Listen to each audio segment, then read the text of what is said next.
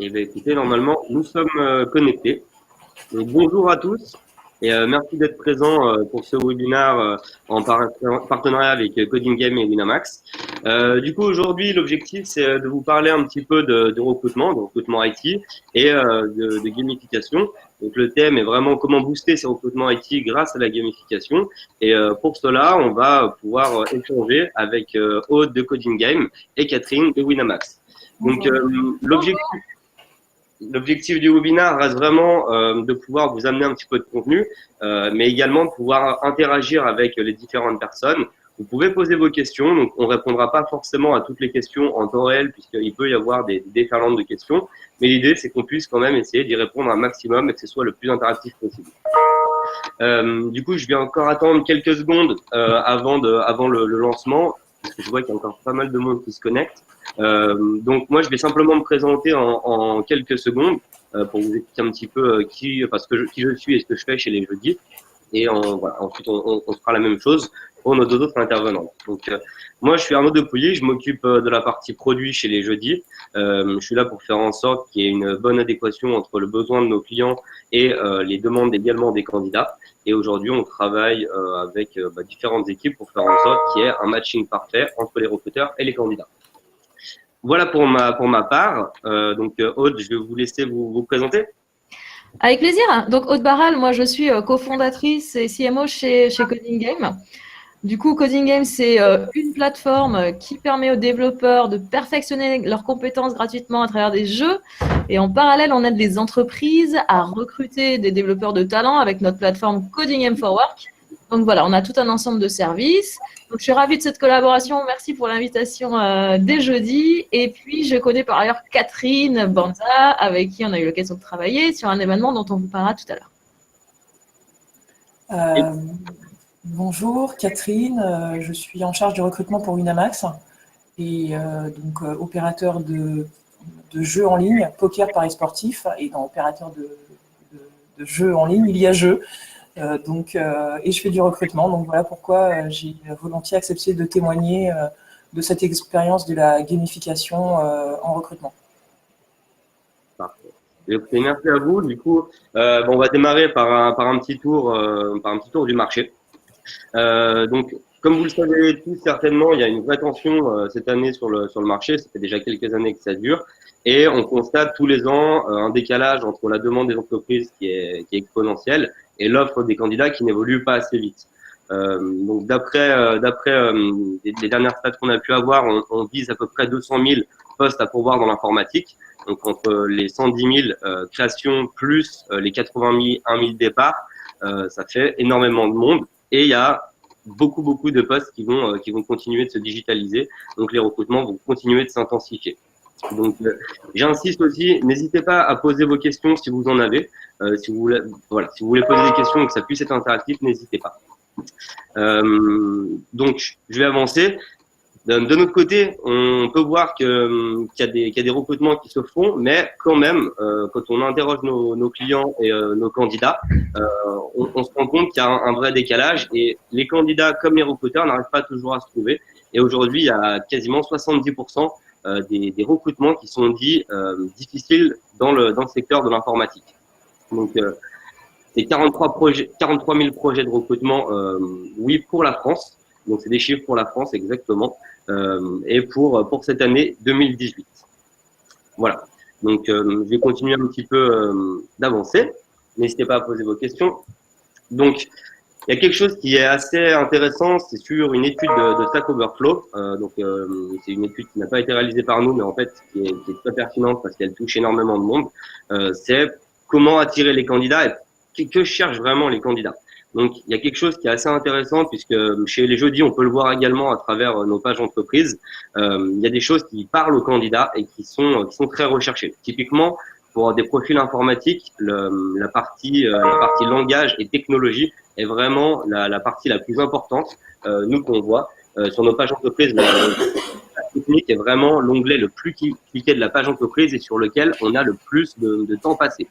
Donc, les langages utilisés sont vraiment très importants. Je vous invite à, lorsque vous créez votre annonce ou vous communiquez avec un candidat, de bien insister sur cet environnement technique, puisque c'est vraiment ça que le candidat va chercher, essayer de pouvoir apprendre de nouvelles choses, travailler avec des technologies qu'il connaît, mais voir une société qui continue d'innover, puisque l'informatique ne s'arrête jamais. Et aujourd'hui, c'est très important pour un candidat de pouvoir comprendre un petit peu ce qui se passe et d'avoir une vision produit technique au sein de l'entreprise. Donc, le point 2 est le développement professionnel, qui est indirectement lié au langage et à la technologie, mais avoir une équipe autour de soi qui est intéressante et surtout avoir des projections d'avenir, ça peut parler au candidat dans l'ère où voilà, forcément il y a une très forte demande. Le candidat a aussi envie d'être rassuré et c'est pour ça que c'est important de pouvoir lui proposer un développement professionnel, j'ai envie de dire, comme personnel. Ensuite, l'environnement de travail, ça c'est plutôt relatif à ce que j'ai envie de dire au bureau et à l'équipe. L'équipe, chez nous, c'est le deuxième onglet qui est le plus cliqué sur nos pages d'entreprise, avec quasiment 70% de clics par utilisateur. Donc, plus de 2 candidats sur 3 cliquent sur l'environnement de travail. Et chez nous, c'est matérialisé par l'équipe. Et être dans une équipe qui est challengeante, avoir des personnes qui sont inspirantes, sont des vrais moteurs et des choses qui vont permettre aux candidats de prendre leurs décisions plus rapidement. C'est une information qui est capitale et aujourd'hui, c'est quelque chose qu'il faut communiquer puisque un candidat a envie de se projeter dans une entreprise et comme le dit Alexis, work with smart people is a great project. Donc voilà, ça c'est un point important. Un autre point important, c'est le challenge qui est donc plus lié au poste en lui-même, qui est moins relatif à l'entreprise, mais plutôt au poste. Voilà, quelque chose de challengeant où la personne va pouvoir s'épanouir, continuer d'apprendre. Et enfin, en dernier point, le salaire, qui est important, mais qui n'est pas le principal facteur de décision pour un candidat. Voilà, comme le marché est tendu, dans tous les cas, on constate qu'il y a certains postes ou certains métiers qui proposent des salaires qui sont supérieurs à la norme, entre guillemets. Et aujourd'hui, étant donné que tous les acteurs sont, entre guillemets, obligés de surélever le salaire, on constate que les candidats sont déjà satisfaits de leur salaire et ils cherchent d'autres choses. Donc, c'est assez important, mais ne négligez pas quand même le salaire. Donc, chez les jeudis, donc nous on a fait cette petite répartition puisque aujourd'hui on a comme 300 000 personnes en base et on se rend compte de quelque chose qui est assez important. Il y a un phénomène qui est assez important. Le premier phénomène, c'est que tous les postes digitaux sont en très forte explosion et même des postes, j'ai envie de dire des postes techniques ou des postes qui sont liés aux produits explosent également chez nous. Donc tous ces profils sont recrutés par nos entreprises, par nos clients. Et globalement, les 5 skills qui sont les plus demandés sur l'ensemble de ces métiers, c'est JavaScript, PHP, Python, C++ et Ruby, qui aujourd'hui font partie des skills vraiment les plus demandés par nos recruteurs. Donc, je ne vais pas détailler la demande sur chacun des postes. Vous avez une répartition chez nous, globalement de la demande. Et aujourd'hui, vous avez également les expériences qui sont les plus demandées, sont globalement le 3-5 ans et le 6-10 ans. Puisque aujourd'hui une société cherche vraiment à recruter une personne qui a déjà un bagage technique et déjà une première expérience. Donc ce qu'on voit nous d'un point de vue marché, c'est que globalement les gens qui postulent à des annonces sont souvent des jeunes diplômés. Pour avoir un premier job, ils postulent à des annonces dans plus de 75% des cas. Et les 2-5 ans, les plus de 2 ans d'expérience, eux, ont plutôt tendance à se faire chasser dans quasiment 90% des cas. Voilà. Sauf une opportunité exceptionnelle d'une entreprise où un candidat a vraiment envie de travailler, où là, il va chercher à postuler. Voilà.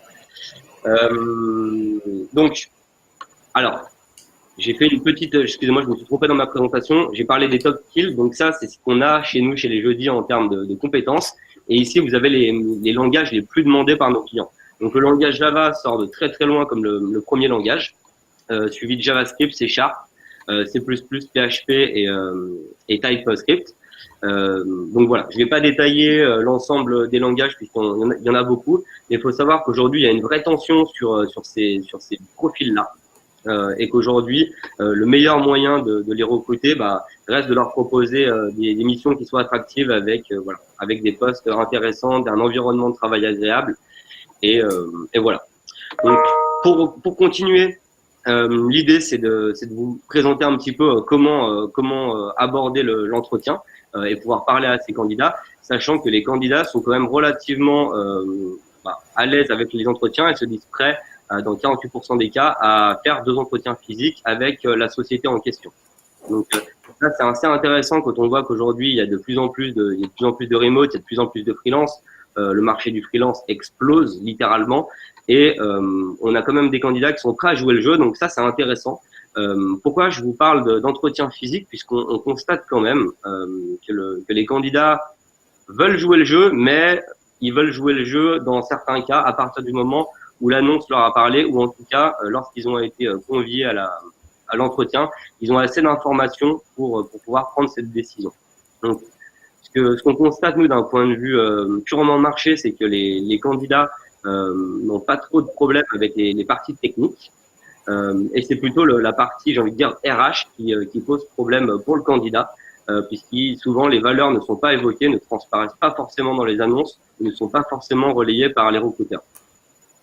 Alors comme le dit donc Monsieur Maton, effectivement pour le candidat, il faut que le départ, donc le premier contact avec le candidat soit le bon, avec un projet qui soit motivant et tous les critères que j'ai pu évoquer avant qui soient respectés, afin de projeter le candidat dans sa future équipe, sur sa future mission et avec une projection à moyen terme, puisque quand on connaît le turnover sur ces profils-là, c'est important de viser juste et d'essayer de conserver ses talents, ce qui est aujourd'hui encore une autre étape. Donc, on arrive à la partie un petit peu plus technique, sur la partie évaluation de compétences. Je vais pas forcément évoquer ce qu'on appelle les soft skills, donc qui sont plutôt l'ordre du savoir-être, puisqu'aujourd'hui il y a vraiment pour moi une double approche qui doit y avoir lieu pendant un entretien. C'est la première étape qui consiste à proposer le projet au candidat et à l'intéresser. La deuxième étape va consister à comprendre un petit peu les motivations de ce candidat et à interpréter son savoir-être. Et enfin, l'évaluation de compétences qui là est un point important, puisque ça peut être souvent bloquant pour une entreprise, même si la personne a la bonne personnalité, a les bons traits de caractère, avec le bon fit pour l'entreprise, il se peut que la connaissance technique ne soit pas forcément la bonne. Donc pour ça, il y a des outils qui existent. On va pas le nommer Coding Game. Du coup, voilà, on a 3 problématiques. Les connaissances techniques que peut avoir le recruteur, parce qu'aujourd'hui, en tant que recruteur, certains ont une vraie casquette, donc RH, et j'ai envie de dire presque même psychologie, et certains vont avoir la même casquette avec une dominante plus technique. Voilà, c'est un vrai problème que rencontrent nos candidats quand on les interroge aujourd'hui. Certains candidats nous parlent en fait du manque de compréhension du poste, parce que le recruteur n'a pas forcément le niveau technique, ou en tout cas le vernis nécessaire pour projeter le candidat dans cette expérience. Donc ça, c'est la première problématique. La méthode d'évaluation est aussi un problème, puisque aujourd'hui l'ensemble des acteurs du marché utilisent des outils. Chaque type d'entreprise va avoir un outil particulier, que ce soit le cabinet de recrutement, l'ESN qui absorbe aujourd'hui une grande partie des profils, et les clients finaux qui eux ont leur propre process interne.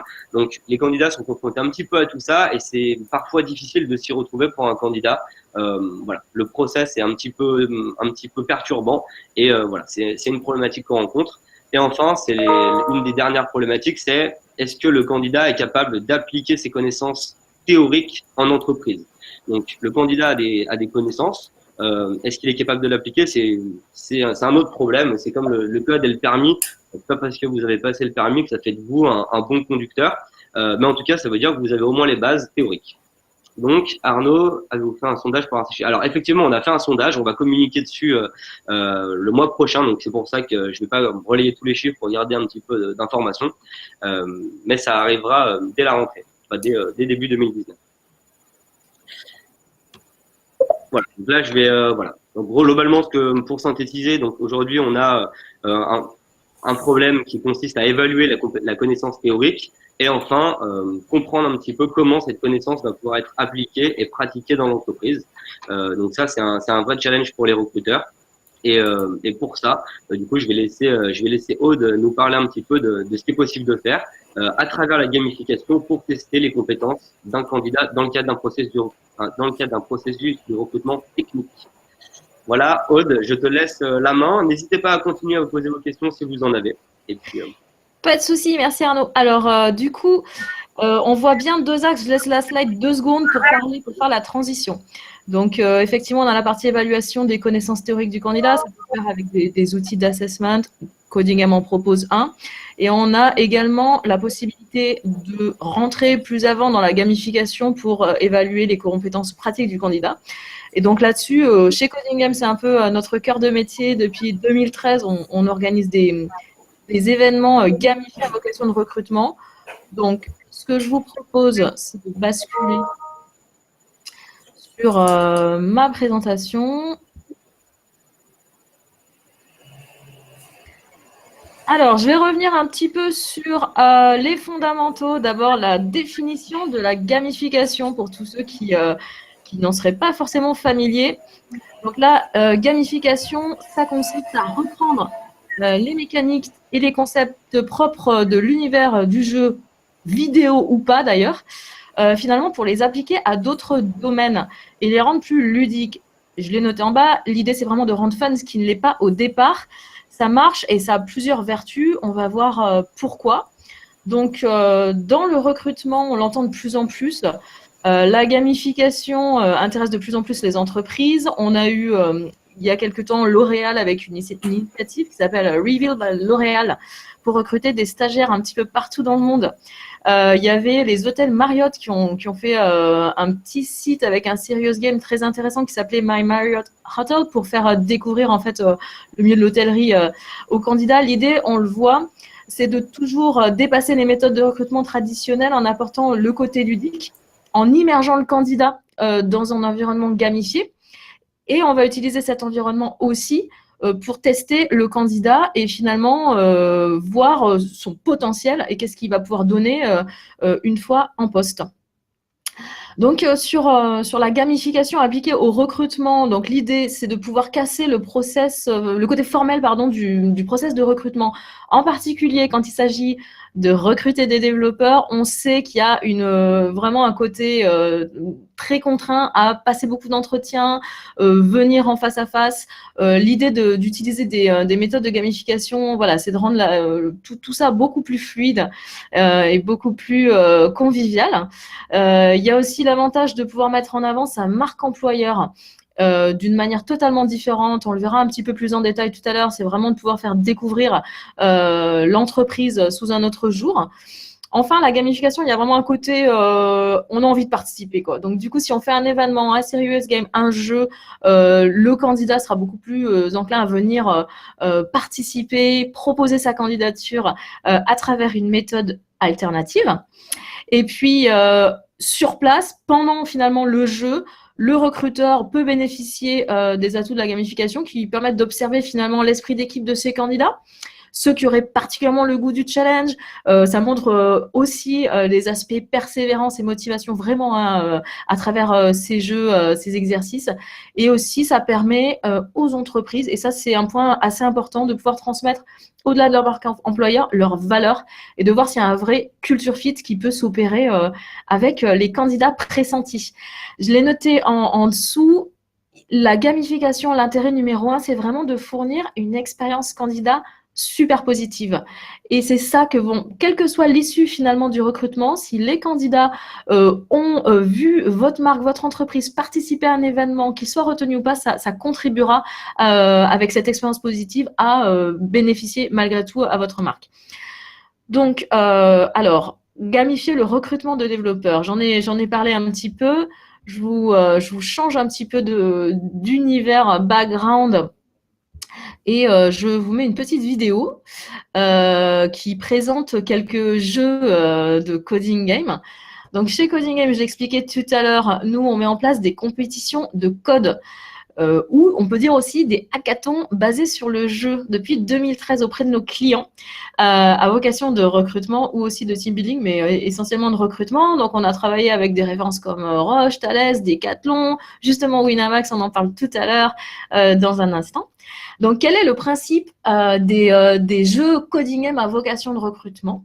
Donc, ce sont des jeux d'intelligence artificielle que l'on crée ici en interne, vraiment sur mesure en général, au niveau des besoins, des problématiques métiers du client. Et les joueurs vont s'affronter pour coder en ligne. Là, quand c'est un jeu d'IA, un petit bot, une intelligence artificielle. Ils codent pendant 2 à 15 jours. C'est un côté hyper addictif, c'est très stimulant.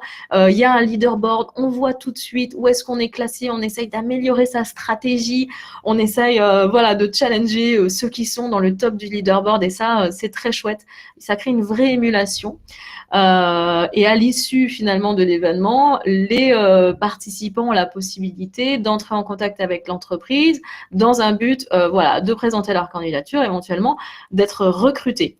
Donc, ce qu'on essaye de faire en fonction de l'entreprise qui est sponsor du jeu, c'est de créer quelque chose totalement sur mesure qui va mettre en avant l'univers du client, ses problématiques métiers, sa marque employeur. Je parlais de Roche tout à l'heure, mais justement, on a eu l'occasion de faire un petit jeu qui faisait découvrir cet univers de la santé aux développeurs avec des petits robots qui bougeaient des petites fioles. On essaye au maximum de ludifier l'expérience, de montrer l'entreprise sous un jour complètement différent.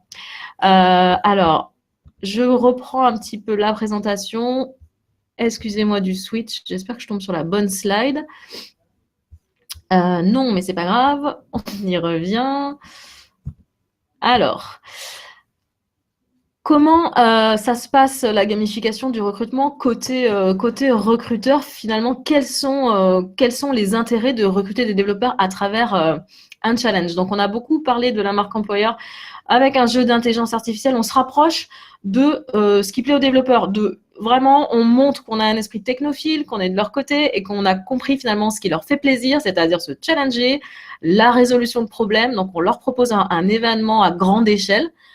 Et donc, du coup, ça permet d'arriver sur un pied d'égalité en termes d'état d'esprit avec les candidats.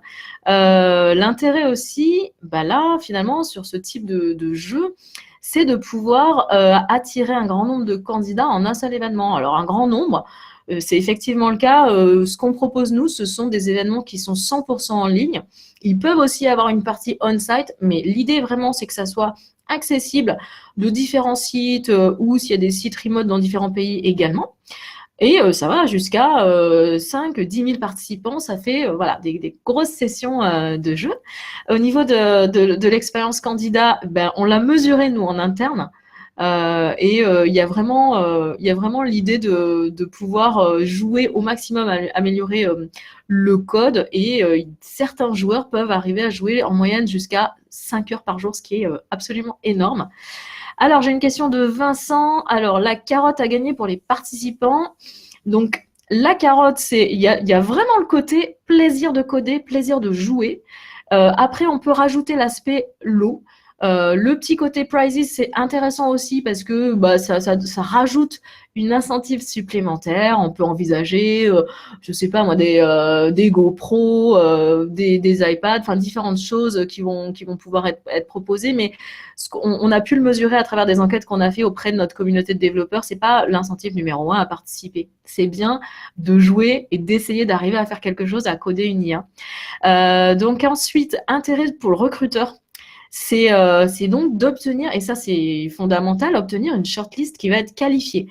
Tous les joueurs, les développeurs qui vont participer à l'événement vont coder leur IA et ensuite ils seront, en fonction de la performance de ce qu'ils auront codé, classés dans un leaderboard global. Et là, finalement, au niveau du recruteur, ça permet de rentrer en contact avec les meilleurs du classement ou pas d'ailleurs. Mais en tous les cas, ça fait sincèrement gagner du temps. Nous, ce qu'on a observé sur nos événements, c'est environ entre une centaine jusqu'à plus de 700 candidatures en one-shot en général sur 10 jours. Ça fait beaucoup de candidatures à traiter, donc voilà, on peut avoir un flux intéressant. Ensuite, il y a l'idée aussi du type de profils qui peuvent être recrutés à travers ces événements. Chez Coding Game, on a vraiment pris en compte le fait qu'il faut être adaptable, il faut être flexible à des profils qui peuvent aller de profils juniors à voire à experts. Et donc, on a proposé, notamment au niveau de l'intelligence artificielle, un système de ligue. C'est-à-dire que on peut faire un petit bot qui sera relativement basique. Et au fur et à mesure, on l'améliore et on peut grimper dans les ligues supérieures. Donc, c'est du bronze, du silver, du gold, du platinum. plus on avance dans la sophistication de l'intelligence artificielle, plus on passe des niveaux et donc le recruteur comme ça peut avoir vraiment un œil et quelque part calibrer son recrutement en fonction de là où vont se situer ces candidats, dans quelle ligue ils vont être. Donc ça, c'est d'une part intéressant pour vraiment l'échelle de la seniorité des profils. Et puis aussi, ce qu'on a essayé de faire, c'est d'ouvrir les événements à beaucoup de langages différents, plus de 25 aujourd'hui. Ça permet du coup de mixer un petit peu s'il y a, vous avez des offres Java Junior avec des offres plus front-end, full stack senior, etc., de pouvoir aussi proposer un mix de langages. Donc on essaye de faire ça. Et puis voilà, ce que j'ai évoqué tout à l'heure, on revient encore sur l'univers de la marque. Les rendus visuels, ils peuvent coller vraiment à votre identité, à ce que vous renvoyez. Et ça, c'est également un plus. Les développeurs vont être dessus 24 heures sur 24 pendant 10 jours. Ça leur permet de bien s'imprégner aussi de qui vous êtes. Du coup, au niveau des candidats, il y a aussi des intérêts, et c'est bien pour ça que finalement ça fonctionne. C'est d'abord de pouvoir découvrir une entreprise un peu sous un autre jour. On a pu constater au niveau de notre communauté, en échangeant finalement avec les utilisateurs, que c'est pas tellement le nom. Évidemment, on peut être attiré par un grand nom, par un Facebook ou autre, mais en tous les cas, c'est surtout, comme le disait Arnaud tout à l'heure, le côté challenge technique dans un poste qui va stimuler la candidature. Du coup, il n'y a pas forcément de barrière à découvrir une entreprise. Et là, le côté même qu'on ne connaîtrait pas du tout, le côté jeu permet d'aller complètement à la découverte de boîtes dont on n'aurait jamais entendu parler ou pas, ou qu'on connaît mal.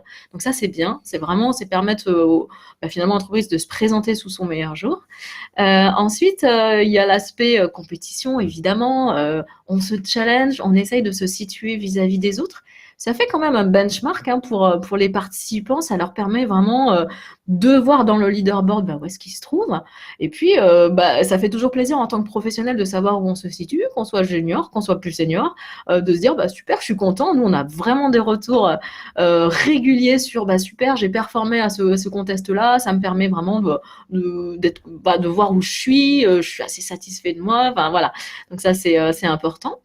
Il y a l'aspect, et pas des moindres, mettre en valeur ses compétences sans CV. Donc, chez Coding Game, on porte vraiment ça en étendard, cette vision que demain, dans le recrutement tech, il va vraiment falloir diversifier et d'une part les cadeaux de sourcing et d'autre part les viviers de candidats, les profils qu'on va chercher.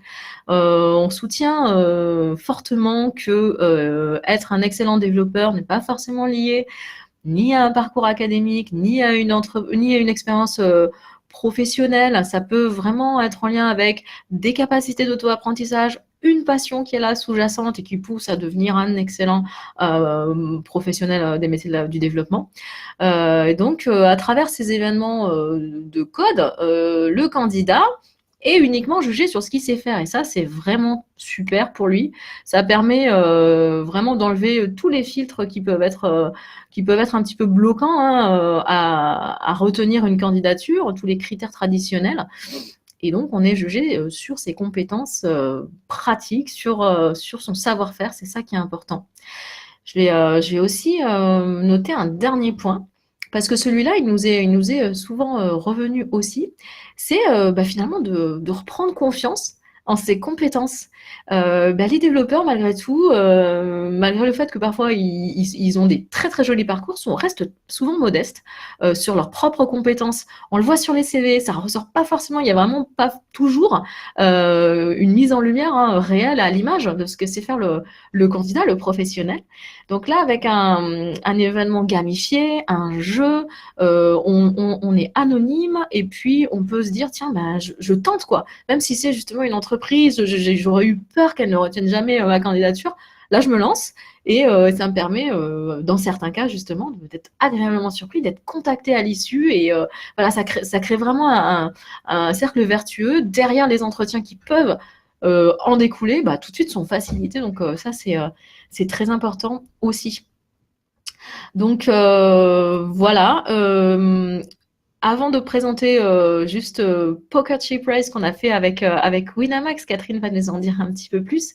Je reviens juste sur 3 points importants au niveau des stratégies de gamification. C'est que ça va permettre aussi, si vous êtes dans des stratégies régulières, de lancer des initiatives de gamification, d'engager les candidats un petit peu sur le long terme. Parce que comme je le disais un petit peu plus tôt, même s'ils n'ont pas été retenus, ils vont devenir des évangélistes de votre marque, ils vont dire mais j'ai participé à ce truc, c'était super, j'attends le prochain, peut-être que je serai contacté la fois suivante. Donc voilà, il y a vraiment un engagement sur le long terme qui peut se mettre en œuvre.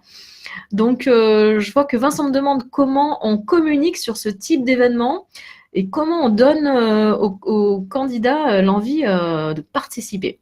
Alors, comment on communique? Il y a plusieurs vecteurs, plusieurs canaux, essentiellement les réseaux sociaux.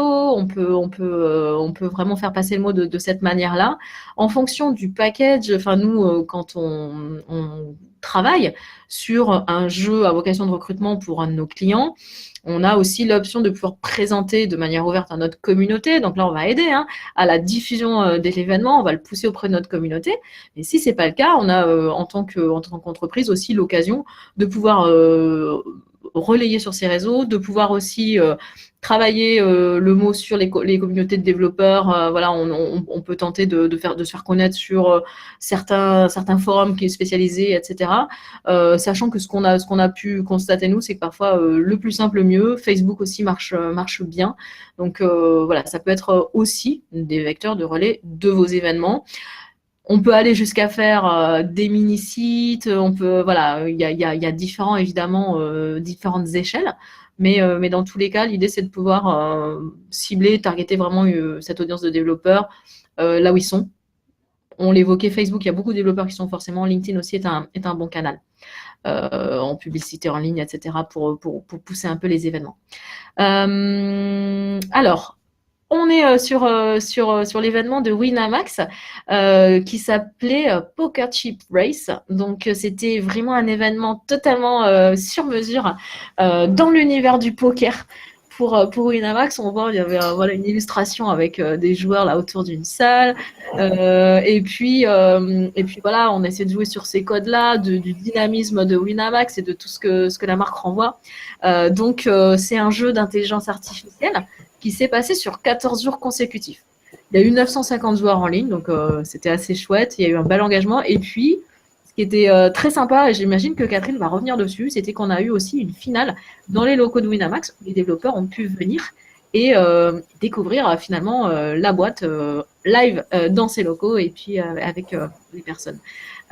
Du coup, j'en ai terminé. Je propose de passer le relais à Catherine, qu'elle rentre un peu plus dans les détails de l'événement et finalement ce qu'on a pu leur apporter.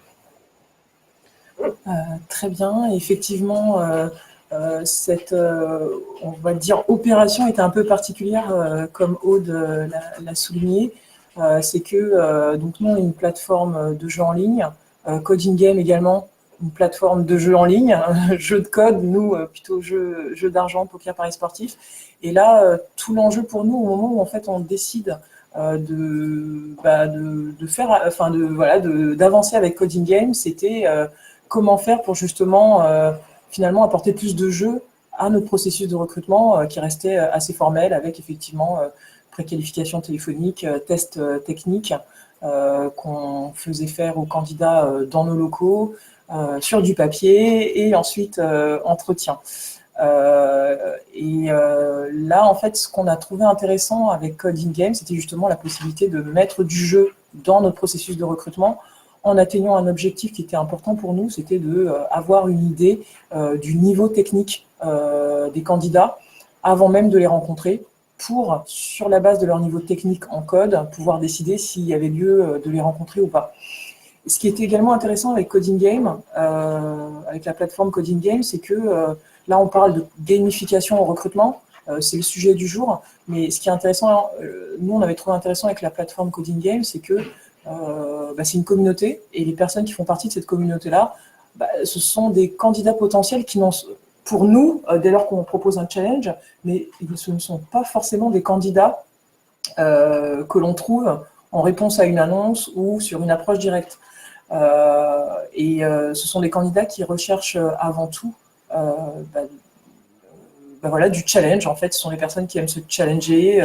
En plus, Coding Game a mis en place des systèmes où ils gagnent des points, etc. Ils ont une position, en gros, dans la communauté, dans la société de Coding Game.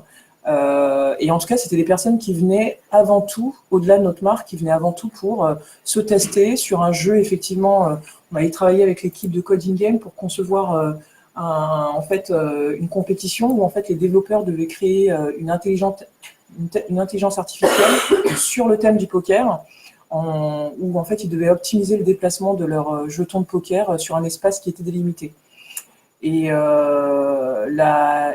en l'occurrence, là, comme je disais, donc, deux plateformes online. Nous, ce qu'on souhaitait aussi à l'occasion de ce challenge qu'on proposait à la communauté des Coding Gamers, c'était d'avoir une surface de contact avec eux. Donc, aller au-delà de l'online. Et on a donc proposé à l'équipe de Coding Game de faire un événement, une opération qui était en 2 temps. Online, comme ils ont l'habitude de le faire, mais également avec une finale, effectivement, de live coding qui devait se dérouler dans nos locaux et devait donc réunir une cinquantaine les 50 meilleurs de la compétition sur la base de leur classement au leaderboard à l'issue d'une première phase de code en ligne, voilà, qui a duré à peu près une quinzaine de jours.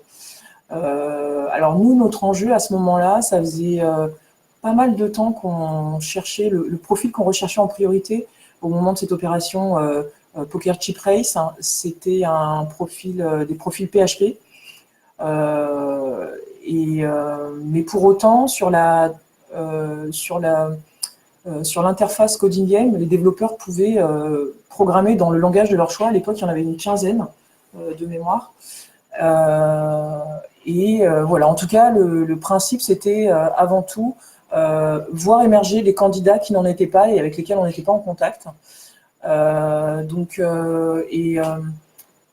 trouve en tout cas que, en plus de la gamification apportée par Coding Game, le fait d'avoir organisé cette session de live coding dans les locaux a réellement permis d'atteindre, je pense, encore plus l'objectif de recrutement en tant que tel, puisqu'on a réellement eu cette surface de contact avec les candidats qui ont pu, au-delà des publicités, de l'image de Winamax, se faire une idée concrète de ce que ça voulait dire faire partie du staff Winamax, d'avoir la possibilité d'échanger avec notre équipe technique, avec les développeurs qui étaient présents, et de comprendre en fait justement ce qu'on pouvait proposer à un développeur comme type de mission, les projets, les développements qu'on pouvait faire pour ensuite, in fine, pourquoi pas, effectivement, aller discuter un peu plus amplement d'opportunités chez nous.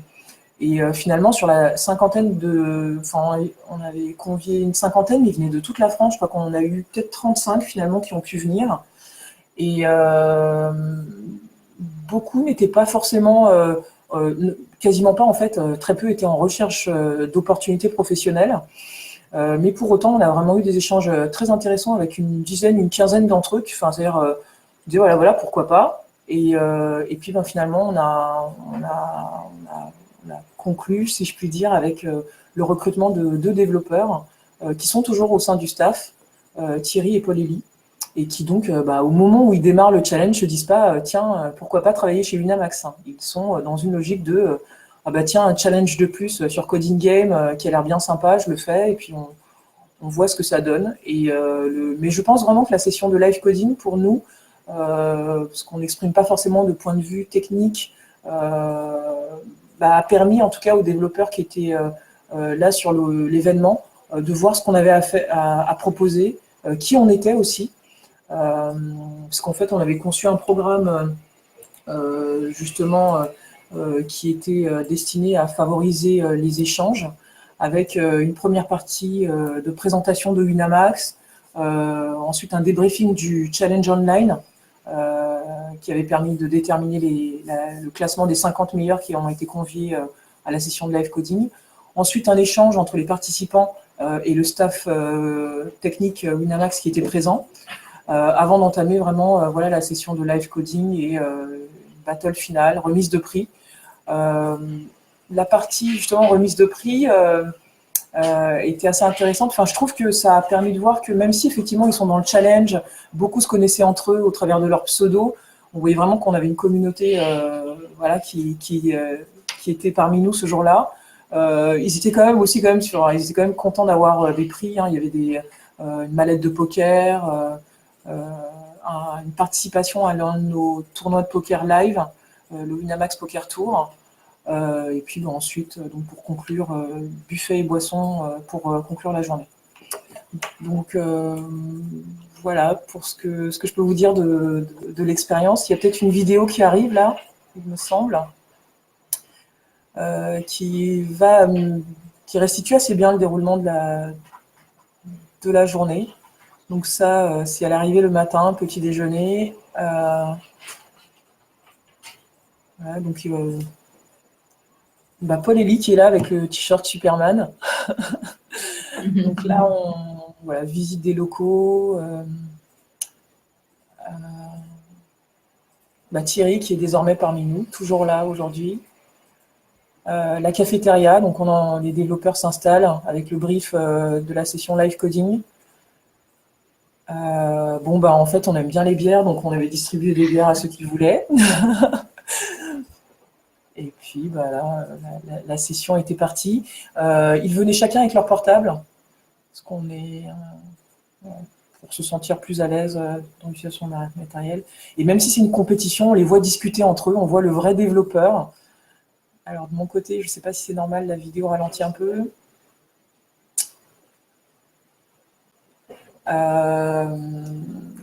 Et donc, voilà, enfin, une journée très sympa dont on se souvient encore ici. Et ce qui était intéressant, en plus d'être en contact avec ces candidats potentiels, je trouve, côté candidat, je pense que ce qui était appréciable, c'est que même si c'était dans nos locaux d'une entreprise et qu'ils savaient très bien pourquoi on les invitait, il n'y avait pas de pression. Pour nos développeurs déjà présents dans le staff, c'était l'occasion d'échanger avec d'autres personnes, de vendre la société potentiellement mieux que nous, mais sans être dans une logique de vente, et vraiment pas ce côté formel, effectivement, qu'il peut y avoir sur un processus de recrutement classique. C'était, on se rencontre, on parle de code, voilà, et ça a même participé, je trouve, à motiver l'équipe en interne.